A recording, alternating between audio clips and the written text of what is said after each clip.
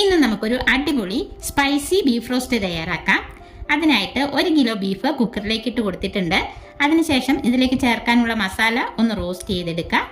ഒരു പാൻ അടുപ്പത്ത് വെച്ച് 2 സ്പൂൺ വെളിച്ചെണ്ണ ഒഴിച്ച് ലോ ഫ്ലെയിമിൽ വെച്ച് ഇതിലേക്ക് 1.5 ടീസ്പൂൺ മല്ലിപ്പൊടിയും 1 ടീസ്പൂൺ മഞ്ഞൾപ്പൊടിയും 1 ടേബിൾ സ്പൂൺ ബീഫ് മസാലയും 1.5 ടേബിൾ സ്പൂൺ മുളക് പൊടിയും ചേർത്ത് ഒരു 2 മിനിറ്റ് റോസ്റ്റ് ചെയ്ത് നമുക്ക് ബീഫിലേക്ക് ചേർത്ത് കൊടുക്കാം. ബീഫിന് ആവശ്യമായ ഉപ്പ് കൂടി ചേർത്ത് അല്പം വേപ്പിലയും 1 ടീസ്പൂൺ പച്ച വെളിച്ചെണ്ണയും ഒഴിച്ച് നല്ലപോലെ ഇളക്കി യോജിപ്പിക്കാം.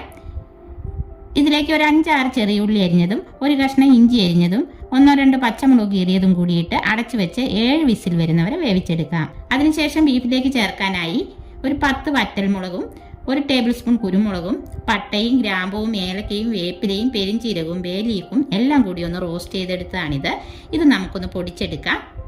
പൊടിച്ചെടുത്ത മിക്സ് ഒരു പ്ലേറ്റിലേക്ക് ഇട്ട് മാറ്റി വയ്ക്കുന്നുണ്ട്. ഇതിലേക്കായിട്ട് ചുമന്നുള്ളിയും വെളുത്തുള്ളിയും ഇഞ്ചിയും പച്ചമുളകും നമ്മൾ അരിഞ്ഞെടുത്തിട്ടുണ്ട്. ബീഫ് വെന്ത് വന്നിട്ടുണ്ട്. ബീഫിൽ നിന്ന് ഇറങ്ങിയ വെള്ളം നമുക്കൊന്ന് വറ്റിച്ചെടുക്കണം. ഉരുളി അടുപ്പത്ത് വെച്ച് ചൂടായി വരുമ്പോൾ വെളിച്ചെണ്ണ ഒഴിച്ച് അരിഞ്ഞു വച്ചേക്കുന്ന ഇഞ്ചിയും വെളുത്തുള്ളിയും ചേർത്ത ശേഷം ഇതിലേക്ക് കുറച്ച് തേങ്ങാ കൊത്തിട്ട് ഒന്ന് വഴറ്റി പച്ചമുളകും ചെറിയ ഉള്ളിയും ഒരു തണ്ട് വേപ്പിലയും ചേർത്ത് ബ്രൗൺ നിറമാകുന്നവരെ വഴറ്റി കൊടുക്കാം. അതിനുശേഷം ഇതിലേക്ക് 1 ടീസ്പൂൺ മല്ലിപ്പൊടിയും 1 ടീസ്പൂൺ കാശ്മീരി ചില്ലിയും പൊടിച്ചു വെച്ചേക്കുന്ന മസാലക്കൂട്ടും ചേർത്ത് മിക്സാക്കി വേവിച്ച് വെച്ചേക്കുന്ന ബീഫ് ചേർത്ത് മിക്സ് ചെയ്യാം. മസാലയെല്ലാം നന്നായി ബീഫിലേക്ക് പിടിച്ച് കിട്ടാനായിട്ട് ഒരു 7-8 മിനിറ്റ് കൂടി നമുക്കിത് കുക്ക് ചെയ്തെടുക്കണം.